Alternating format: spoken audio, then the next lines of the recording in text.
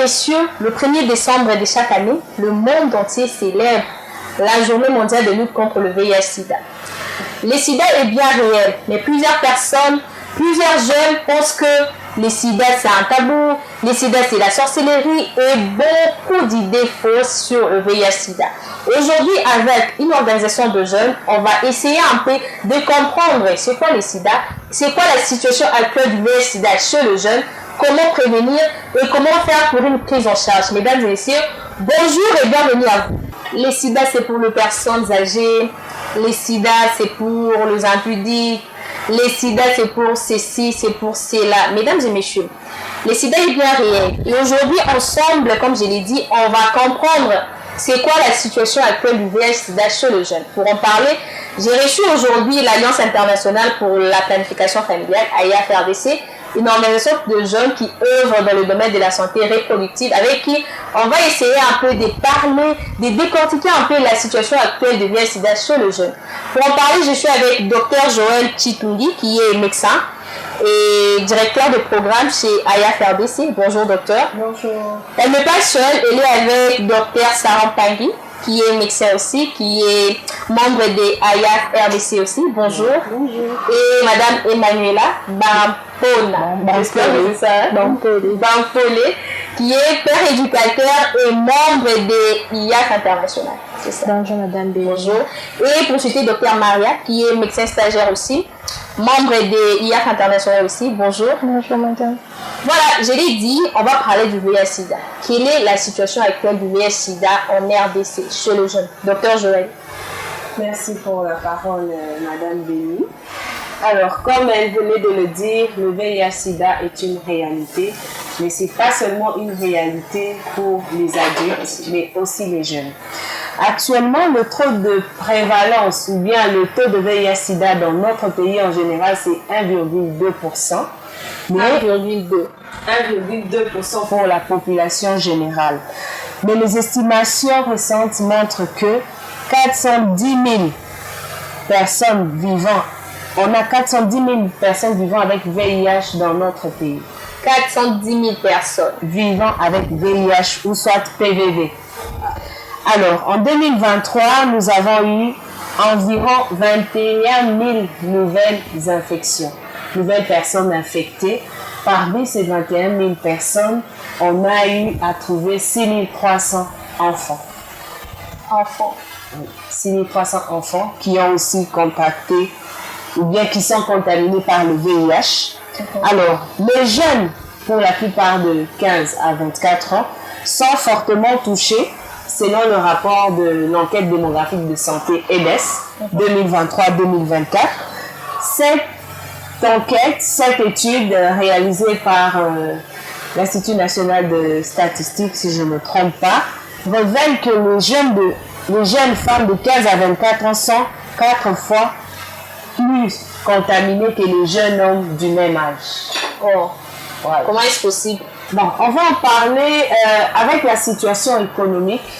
Il y a des jeunes filles qui se donnent aux activités sexuelles pour résoudre leurs besoins. Lorsqu'elle n'a pas un métier, lorsqu'elle a besoin de l'argent, aller même loin, avoir 1000 francs pour manger, elle va donner son corps. Et ça veut dire que la situation économique joue aussi un rôle négatif dans la propagation du VIH-Sida chez les jeunes. Un grand impact. Et puisque nous en parlons, mais pourquoi le jeune reste encore plus touché par ces virus? Parce que jadis on les disait, c'est une maladie qui touche les personnes âgées, c'est une maladie pour des personnes, mais aujourd'hui, pourquoi cette réalité beaucoup plus chez le jeune? Bon, nous avons, comme je viens de le dire, ça va beaucoup plus sur le social. Il y a un impact très, très significatif parce que nous nous rendons compte que, prenons Kinshasa seulement actuellement, rares sont ces filles qui, elle est démunie, mais elle sait faire un métier. Enlever le fait de faire un métier, il y a aussi certains, on peut faire 10 ans ou bien un truc, moi si auto, mon bas les poches. Vous voyez? Moi j'étais choquée une fois de voir une fille de 12 ans avec ses copines en train de dire mon bas lui on a fait ça un gambo. Comment à 12 ans, elle se dit que si elle a besoin de l'argent, il faut nécessairement un homme. Vous voyez avec tout ça, ça a un impact très significatif à ne pas négliger. Et surtout si dans l'éducation de la jeune fille, on ne lui a pas appris l'autonomisation. On ne lui a pas appris qu'elle peut avoir un métier, elle peut faire un petit commerce pour se prendre en charge. On lui répète tout le temps qu'aux moi si ma paix, ça n'a rien bon. C'est une réalité qui fait que facilement, les filles sont plus touchées parce qu'elle a besoin de résoudre des problèmes. Elle doit prendre en charge la famille, elle doit ramener la nourriture, elle doit faire. Le pourcentage de filles qui sont éduquées à avoir un métier, un gagne-pain n'est pas significatif, il est presque nul. Alors c'est ce qui fait qu'avec les situations économiques actuelles, c'est plus ces femmes qui sont touchées. Parce qu'elles sont aussi dans le multiple partenaires sexuels, tout ça pour avoir l'argent. Elle ne le fait pas pour jouir, comme certains adultes le feraient, mais elle le fait soit par curiosité, soit c'est pour résoudre certains besoins. On va revenir sur ça, hein. On va revenir sur ça pour essayer de décortiquer un peu. On va tourner un peu vers Dr Sarah pour qu'on puisse parler un peu de la prévention. Parce qu'avant de comprendre ce qui c'est le VIH/SIDA, on doit comprendre aussi comment se prévenir et pour des personnes touchées, comment faire pour accéder au service. Dr Sarah, qu'en est-il de la prévention du VIH/SIDA chez le jeune? Merci beaucoup Madame Denis. Si tu me le permets, j'aimerais commencer par définir c'est quoi le VIH/SIDA. Comme ça, je vais enchaîner. Voilà.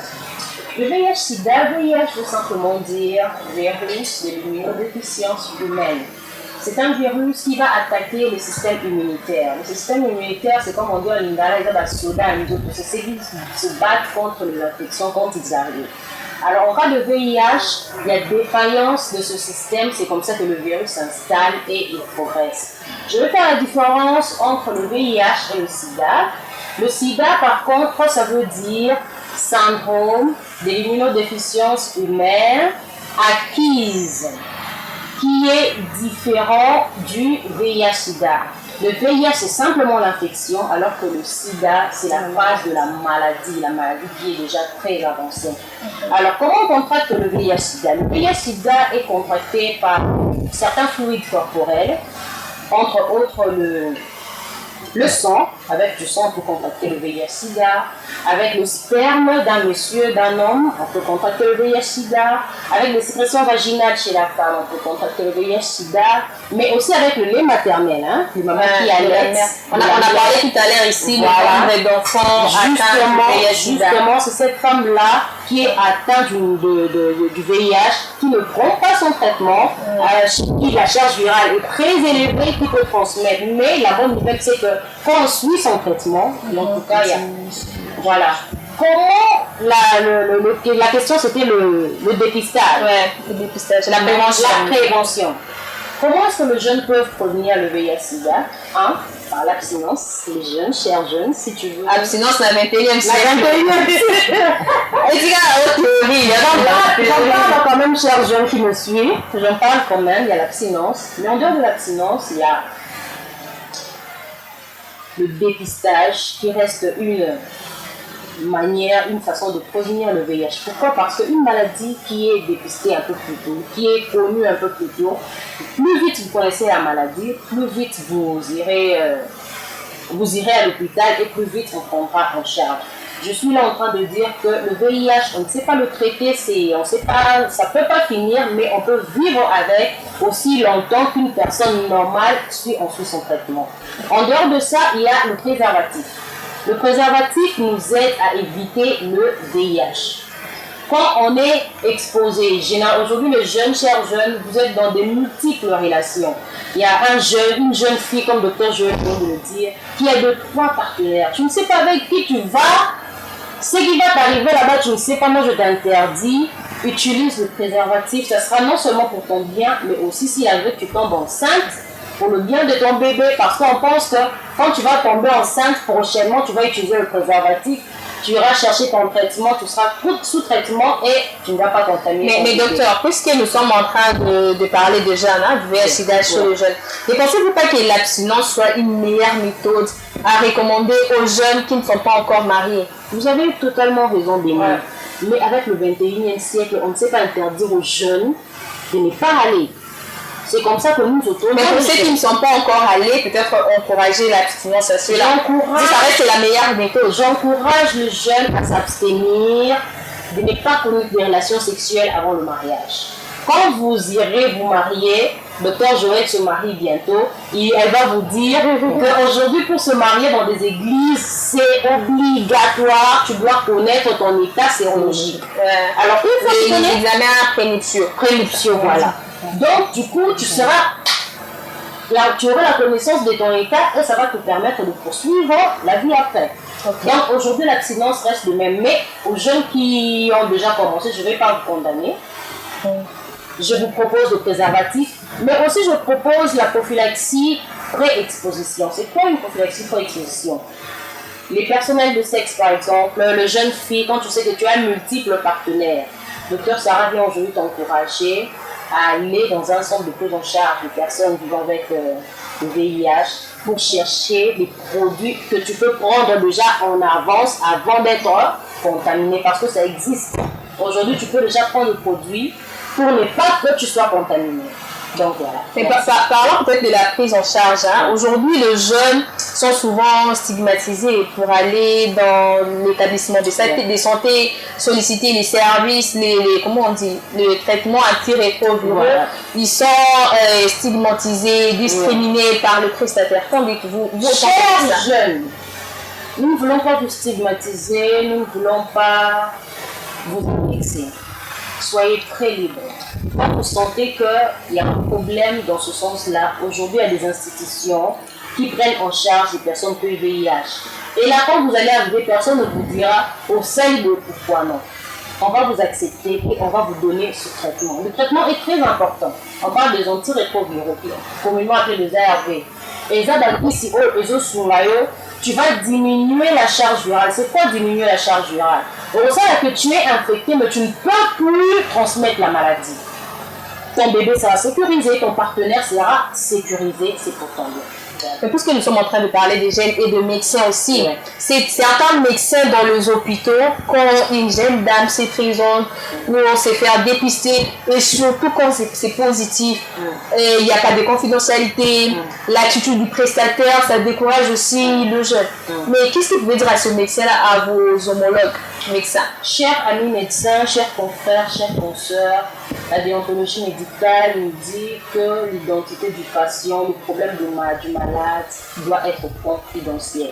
On n'a pas le droit d'aller publier les résultats de mon malade, de son malade. Donc ici, je viens encore nous encourager de toujours rester sur cette déontologie, parce que la déontologie nous a tout dit et nous a tout expliqué. À toi malade, ne te gêne pas. Cherche le numéro de Madame Béni, cherche le docteur Sarah, tu seras protégé. Le numéro est juste en train de défiler sur le bas de votre écran. Vous pouvez écrire. Si peut-être vous ne savez pas par où commencer, nous on est là. Il y a IF aussi qui est là, qui accompagne aussi les jeunes. Vous pouvez écrire. On va vous orienter chez docteur Sarah, chez docteur Joël qui va vous accompagner pour les dépistages et aussi pour la prise en charge, parce qu'il y a plusieurs idées, plusieurs mythes, comme on l'a dit, sur le VIH/SIDA, docteur Maria. Beaucoup de croyances, beaucoup de choses qui se disent dans la communauté, même étant chrétien, non, ils ont frappé. Et beaucoup de croyances, hein. Et le Bamakabon. Vous étant acteur de sujet civil aussi, vous avez des exemples comme ça de croyances que vous avez déjà eu à vivre sur terre. En effet, exactement, nous en avons eu, et d'ailleurs je pense que c'est une question que vous me posez. Voilà, et je pense qu'il est très nécessaire d'en parler, parce que c'est parmi les éléments qui rendent la maladie, qui rendent la compréhension mauvaise de la maladie. Nous pensons que pour avoir le VIH, il faut juste être une pute. Nous pensons que pour avoir le VIH, il faut seulement avoir multiples partenaires. Non. Vous savez que vous pouvez être infecté juste parce que vous avez utilisé une lame de rasoir utilisée par une personne infectée. ce sont de mauvaises croyances que nous avons. Mais il y a aussi des fausses idées que les gens se font de la maladie. Comme par exemple, nous pensons que les personnes qui souffrent du VIH-Sida sont condamnées à la mort. C'est une fausse croyance. Parce que comme l'a dit le docteur Sarah, une bonne prise en... C'est quand même une maladie incurable. Attention, en effet, non. Au fait, la condamnation à la mort, là, nous pensons que c'est plus que vous en avez, précocement vous mourrez. Non, il y en a, nous avons plusieurs patients qui ont été suivis et qui vivent jusqu'à présent. Ils sont en vie. Pourquoi? Parce que ils ont bien fait, ils ont suivi le traitement antirétroviraux. Et c'est ce traitement, comme l'a dit le docteur Sarah, qui diminue la charge virale, qui fera en sorte que vous avez la maladie, vous vivez avec, mais ça ne vous pousse pas à mourir vite, ou ça ne vous pousse pas à être, puisqu'on sait que c'est une maladie immunitaire, puisque ça diminue votre immunité, vous pouvez être exposé à plusieurs maladies, mais grâce à ce traitement, vous aurez une sorte de résistance à cette maladie qui fera que vous pouvez vivre pendant longtemps. Donc, penser que c'est une condamnation à mort, par exemple, c'est une fausse croyance. Nous avons encore d'autres croyances, comme par exemple, les gens pensent que parce que je souffre du VIH, parce que l'autre souffre du VIH, il faudrait pas être à côté de lui, il faudrait pas le saluer, en mangeant avec lui, vous pouvez être contaminé. C'est faux. La contamination se fait via le fluide biologique. Par exemple, les sangs, par exemple, les sécrétions vaginales, par exemple, les spermes. Ce sont des choses qui sont donc des liquides biologiques, quoi. C'est quand vous vous mettez en contact avec ces fluides, c'est en ce moment-là que vous mettez, en contact avec l'infection, ce que je voulais dire. Mais il y a quand même cette peur-là psychologique. Exactement. On va se laver. Voilà, raison pour laquelle on peut échanger les habits avec une personne. En effet. Utiliser un même gobelet. Voilà. Raison pour laquelle nous, IAF, nous continuons à sensibiliser les jeunes et la population en général. Il est vrai que nous agissons beaucoup plus avec les jeunes, mais nous sommes aussi avec la population. Nous continuons à les sensibiliser afin qu'ils enlèvent en eux cette croyance. Parce que quand vous agissez comme ça, c'est toute une stigmatisation. Imaginez que je souffre du VIH et que je suis par exemple à côté d'un frère, je souffre du VIH et j'habite avec mes frères, ils vivent toujours à l'écart, ils me mettent à l'écart. Vous voyez que je peux, en psychiatrie d'ailleurs, il y a des patients qui sont consultés à cause de ça. Ils ont reçu ces chocs et ça les a tellement dérangés qu'ils se sont introvertis de eux-mêmes et voilà. Donc c'est vraiment une des raisons d'ailleurs qui peuvent pousser à la stigmatisation. Donc penser que on va être infecté parce que nous avons salué une personne qui est infectée, c'est faux. Penser qu'en mangeant avec la personne infectée nous infectera, c'est faux. Ça se fait quand vous êtes en contact avec ces fluides, comme je venais de le dire et le docteur Sarah l'a dit, le sang, les sécrétions vaginales, les spermatozoïdes et tout ce qui est biologique.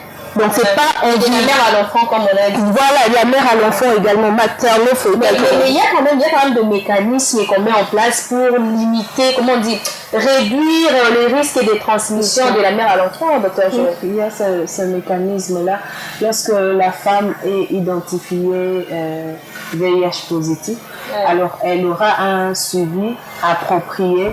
Ça veut dire elle sera sous son traitement antirétroviraux et en dehors de cela, il y aura un mécanisme qu'on appelle protection PTME, protection transmission mère-enfant, qui sera,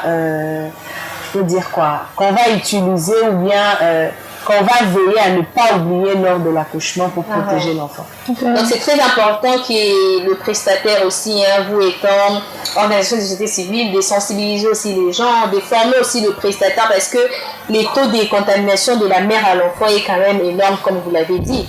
Et parlant de la communauté, comme a dit docteur Maria aussi, la communauté a un grand rôle à jouer dans la prévention et la stigmatisation aussi de personnes atteintes du VIH. Et aussi, comme vous étiez en train de le dire, donc je vais juste finir avec quelques exemples, parce qu'il y en a beaucoup, il y a plusieurs fausses idées que nous avons du VIH. Et nous pensons parfois que le VIH ne peut atteindre qu'un groupe de personnes. C'est ce que tout le monde pense, juste un groupe. Il y a des personnes qui pensent même que ça n'existe pas. Pas du tout. Ça prend tout le monde. Docteur Joël venait de le montrer avec les statistiques qui ont été démontrées. Donc même les enfants peuvent être atteints. Peu importe votre genre, votre social, ou je sais pas, je vais dire peu importe qui que vous soyez, vous pouvez attraper le VIH. De la traite. Exactement. Voilà, si un pasteur se met... En effet. Voilà. Oui, si, donc ça peut passer par tout le monde. Et si nous avons notre croyance, nous pensons que le VIH n'atteint pas les personnes qui sont en bonne santé. Ça, c'est une information que je veux donner. Voilà. Pas du tout. Le VIH, quand il peut être silencieux dans le corps d'une personne. Donc, vous pouvez vivre avec, mais vous ne le remarquez pas. Il est encore silencieux. C'est pourquoi pensez que pour avoir la santé, il peut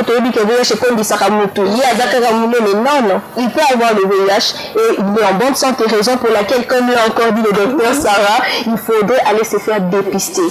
Donc, il y a des actes qui au Béla, au bon nom, dit que Konda, je parce que quelqu'un m'a écrit, il y a des missions dans le barami du français, j'ai une moussima combien que je me dis, mais il y a certaines choses pour la meilleure compréhension, il faut que le baron en français. Donc, il y a des qui est docteur Maria Lobi, au Fanda, au Zéla, quand tu te sens pas bien, quand on dit qu'au Béla, non, les dépistages, il y a des personnes aussi dans le 1er décembre pour se faire dépister. Donc, à tout moment, n'ayez pas peur. Parce que tout le bandi, Royeba Narita, et dans Royeba Narita, peut-être il y a des gens autres et tout, et Rosala bien fait. Donc, docteur Sarah, docteur Marc, Balobian, plutôt vous dépistez, plutôt vous serez exposé au traitement antirétroviraux. Et vous savez, vous voulez, Rosala Sida, mais il faut continuer à vivre normalement, au coquissi, comment on dit? Mourir précocement. Et aussi la stigmatisation, la communauté a un rôle à jouer comme vous l'avez dit. Exactement. Et le jeune aussi, Emmanuela. Les jeunes aussi ont un rôle à jouer dans la prévention et l'action au service VIH. Oui, exactement. Les jeunes ont un grand rôle à jouer. Comme vient de le dire tous mes prédécesseurs, c'est que les jeunes doivent s'informer. Donc, ils doivent connaître c'est quoi le VIH, ils doivent connaître comment prévenir le VIH. Et l'un des mécanismes pour prévenir le VIH, c'est d'avoir vraiment des comportements sexuels sains. Éviter les multipartenariats sexuels, vivre dans l'abstinence pour ceux qui n'ont pas encore commencé la vie sexuelle, parce que... C'est qu'on souligne. Ouais, donc vraiment... Pour ceux qui ont commencé, tu peux commencer, mais tu décides d'arrêter aussi. Il y a des choses. Avec ça, mon père qui est déjà témoin. Donc, c'est décidé. L'abstinence, comme vous l'aviez dit vous-même, c'est la meilleure des méthodes. L'abstinence, c'est vraiment la meilleure des méthodes, surtout pour nos adolescents et nos jeunes. Mais comme l'ont dit mes prédécesseurs, c'est que en RDC, on remarque déjà il y a la précocité des rapports sexuels. Donc, les filles déjà de 12 à 24 ans, pour la plupart sont déjà sexuellement actives ou ont déjà eu leur premier rapport sexuel.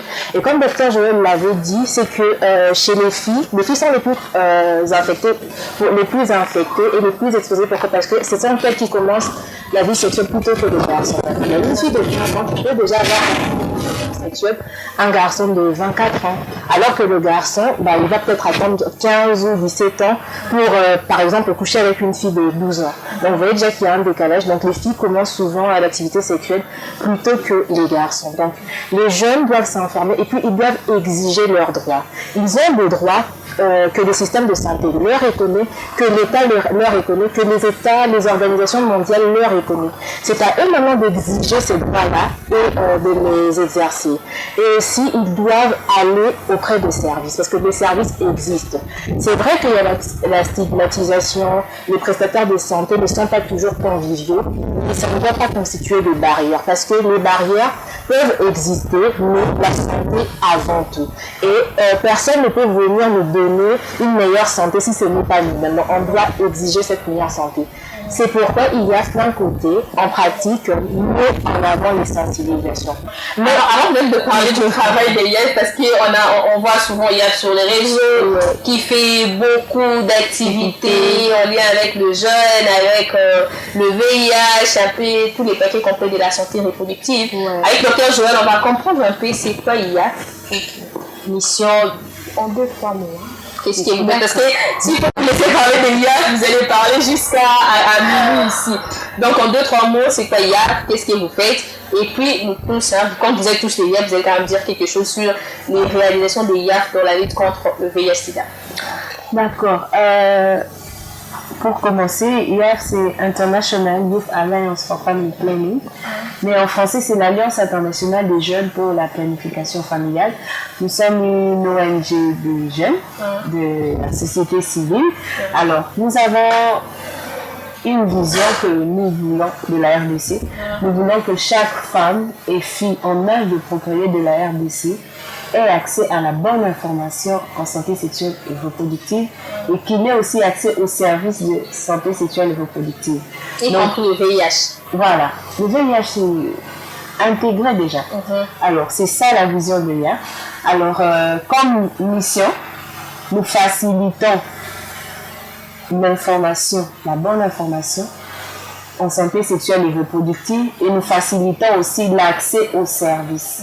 Parce que nous avons remarqué que si les jeunes font face à plusieurs problèmes de santé sexuelle et reproductive, premièrement, c'est le manque d'information et le manque d'accès aux services. Alors, notre plus grande mission, c'est de faciliter l'accès aux services et l'accès à la bonne information dans tout ce qui est santé sexuelle et reproductive pour les adolescents, les jeunes. L'accès à la bonne information. J'ai même les temps, la bonne information. Parce que les informations, il y en a plusieurs sur les réseaux. Réseaux sociaux, les astuces, comment finir avec le VIH-Sida, Congo Bololo, Mela Boye, Newsfella pour finir avec le VIH. Oui, ce sont les informations, mais la bonne information, il faut la chercher. Et il y a que là aussi pour donner la bonne information et les orientations sur la santé reproductive, notamment le VIH, comme vous l'avez dit, ça fait partie de la santé reproductive. Je reviens vers Emmanuela. Les réalisations des IAF. Que fait IAF pour la lutte contre le VIH-Sida chez le jeune? Donc, comme vous l'avez dit, IAF, au travers de ses sensibilisations, partage, répond les bonnes informations. Donc, au travers des sensibilisations, surtout orientées vers les jeunes. Donc, parce que ce sont les jeunes qui sont les plus exposés. Nous allons vers eux, nous leur apportons de l'information, nous leur disons comment ils peuvent prévenir le VIH SIDA, et puis nous les orientons. Parce que l'information seule ne suffit pas, mais c'est la grande porte. Donc, c'est vraiment la porte d'accès pour tout le paquet. On commence d'abord par l'information et puis on les oriente vers les services. Et IAF suit cela d'après la stratégie 95-95 de NICIDA parce que, comme mes prédécesseurs l'avaient dit, c'est que il faut d'abord commencer par le dépistage. Quand on connaît son état sérologique, on sait quelle marche, surtout quand on est séropositif. Donc, on est dépisté. On est mis sous traitement ARV, on suit son traitement comme il se doit, et ensuite on verra obligatoirement sa charge virale baisser. Donc on devient quelqu'un qui ne peut pas contaminer. Alors que quand on ne connaît pas son statut sérologique, que ce soit à cause de la peur, ou parce qu'on se dit, bon, à la télé, ce qui n'a koufi, non.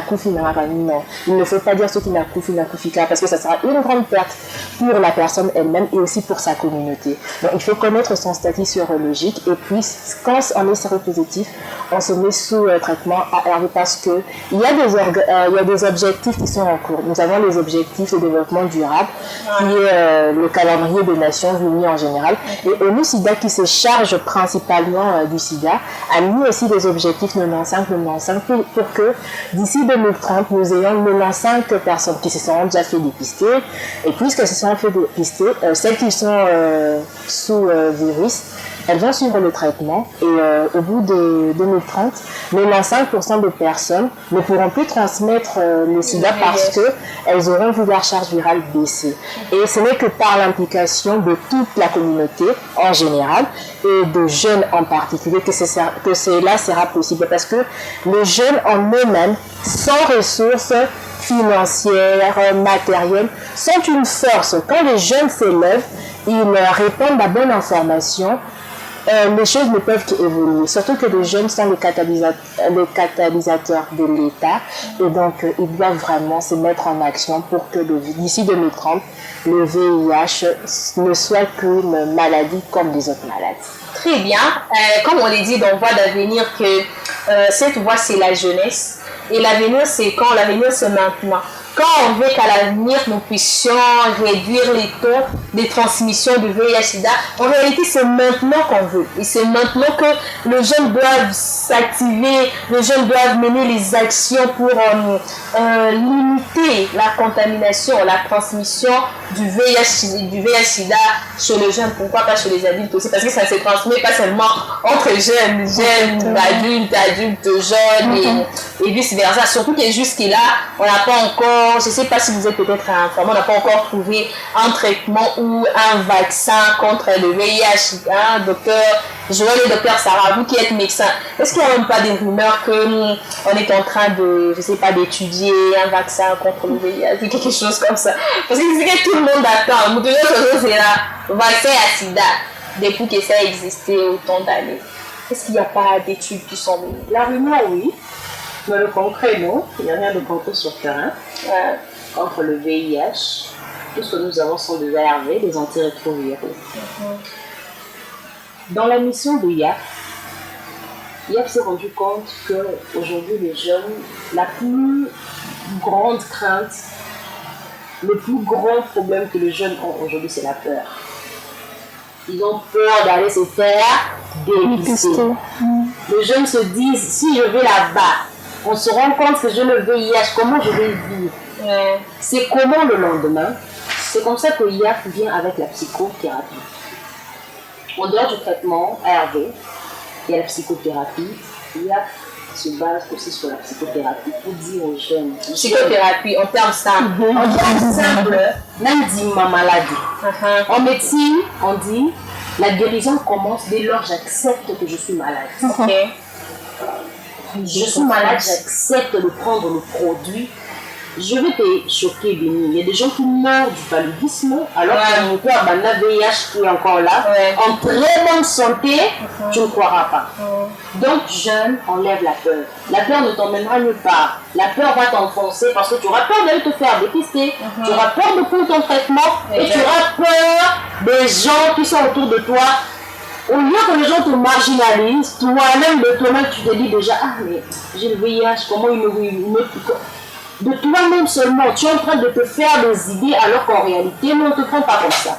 Et c'est comme ça que IAF vient avec la psychothérapie. En dehors de tout ce qu'on peut faire aujourd'hui, le 1er décembre, on vient dire aux jeunes qu'il faut enlever la peur, il faut accepter la maladie comme toute autre maladie et accepter son traitement parce qu'il y a des gens qui vivent avec ça. J'ai vu quelqu'un faire 20 ans avec le VIH, qui est en très bonne santé, on te dit cette personne est malade, tu ne crois pas.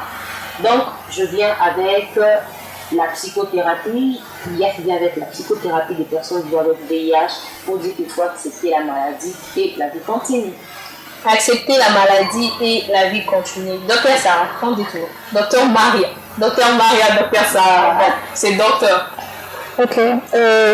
Pour les œuvres de IAF en rapport avec le VIH, déjà ce que je dois notifier, c'est que IAF œuvre vraiment dans le domaine de la santé, c'est-à-dire palud, toutes les pathologies qui peuvent toucher la population, IAF s'y met. Et particulièrement pour le VIH-Sida, nous sommes, comme l'a dit docteur Sarah, dans la psychothérapie. Oui, mais nous menons également des actions de sensibilisation. Il est vrai qu'actuellement, c'est tout le monde qui fait la sensibilisation. Mais la différence se prouve au niveau des résultats. Nous sommes sur le terrain pour continuer à rappeler aux jeunes, même ceux qui ne vivent pas du VIH, mais beaucoup plus ceux qui vivent du VIH, qu'il faut qu'ils viennent se dépister. Parce que tant que vous acceptez, certaines personnes peuvent accepter qu'ils sont malades, mais ils ont peur d'aller se faire examiner. Ils ont peur d'aller se faire dépister parce qu'ils pensent que, comme nous venons de le dire, il y a des stigmatisations.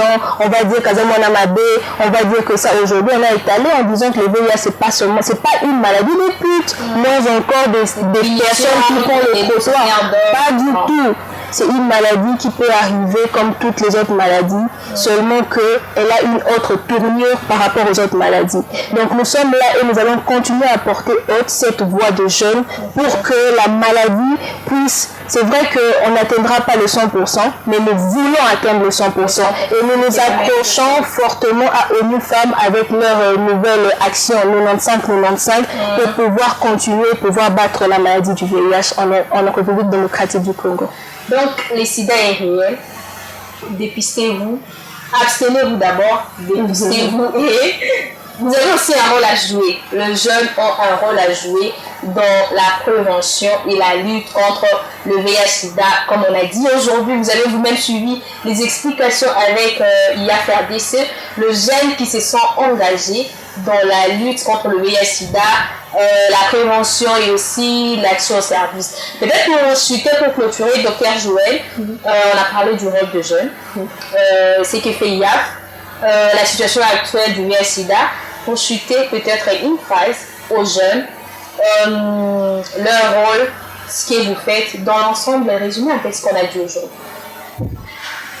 Pour résumer, je sais que pour résumer, vous pouvez prendre vous pouvez prendre toute la journée pour parler du VIH, je vous connais. Mais juste, en 1 minute, un mot de la fin. Un mot de la fin, je veux dire, chers jeunes, le sida c'est une maladie réelle. Alors que chacun à son niveau s'engage pour lutter contre la propagation de cette maladie qui détruit notre jeunesse, qui détruit l'avenir du pays. J'appelle aussi nos jeunes au comportement sexuel responsable. Ça veut dire l'abstinence, protection et tout ce qui est multiples partenaires sexuels et autres. Et j'appelle aussi les jeunes à aller plus loin dans leur réflexion. Ça veut dire que les jeunes filles ne pensent pas que pour se prendre en charge, il faut utiliser son corps. Ouais. J'appelle les jeunes à apprendre des métiers, à s'autonomiser par des petits commerces et autres, à enlever cette mentalité que la femme, elle est là, on peut la gérer que par l'argent d'un homme. C'est par toutes ces actions-là que nous, les femmes, nous sommes exposées au sida et que les jeunes continuent à être contaminés. J'ai donné les statistiques. Et je peux aussi ajouter que, chers jeunes, informons-nous. Lorsqu'on a l'occasion d'avoir l'information, informons-nous en santé sexuelle et reproductive. Et pas seulement cela, faisons comme l'évangélisation Panza Sango. Alors, lorsque tu as une bonne information, tu peux échanger avec ton jeune, ton collègue, les pères et autres. C'est un peu de cette manière que nous allons aussi lutter contre ce fléau et protéger notre jeunesse. Merci beaucoup, Dr Joël. Merci. Je comprends que le jeune, protégez-vous, obtenez, un comportement responsable et aussi soyez acteurs du changement. Voilà. Quand vous avez la bonne information, partagez aussi avec les autres. Docteur Sarah, un dernier message, beaucoup plus pour ces médecins qui stigmatisent le jeune qui part solliciter le service du VIH-Sida. Les confrères, s'il vous plaît, nous n'avons pas le droit de stigmatiser, de marginaliser. Quand un jeune vient pour un service, je vous prie de le recevoir avec toute dignité, comme nous le demande la déontologie, et faire une prise en charge responsable. Merci. Merci beaucoup. Le médecin, je pense que vous avez suivi, ne stigmatisez pas le jeune. Le VIH-Sida est réel aussi chez le jeune. Apprenez aussi à offrir le service. Vous aussi, le jeune, Emmanuela, comme tu es père éducateur aussi, un message à ces jeunes-là qui veulent peut-être s'engager pour lutter contre le VIH-Sida, mais peut-être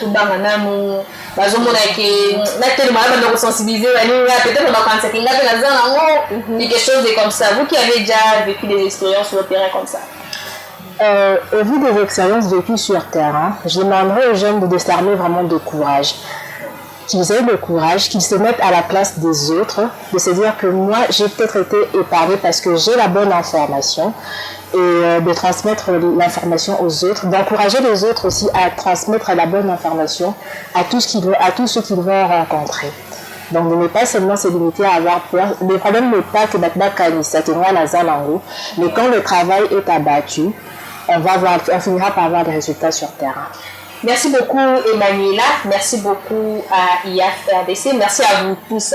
Merci. Et mesdames, messieurs, c'est ici que nous chutons vraiment avec ces nouveaux numéros de Voix d'avenir. Aujourd'hui, on a parlé du rôle que joue ou que doit jouer les jeunes dans la lutte et la prévention du VIH-Sida. J'ai reçu IAF-RDC, Alliance internationale pour la planification familiale, une organisation de jeunes qui œuvrent dans le domaine de la santé reproductive.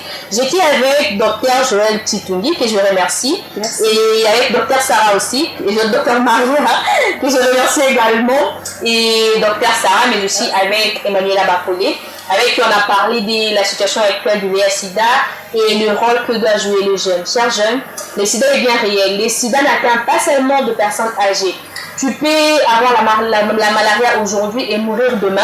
Tu peux être atteint du VIH-Sida, mais tu es exposé au traitement antirétroviraux et tu auras 20 ans, 30 ans, voire 50 ans d'espérance de vie. Donc, faites-vous dépister et accédez au service. Informez-vous. Si vous avez des difficultés, n'hésitez pas de nous écrire. Nous, on est là pour vous accompagner.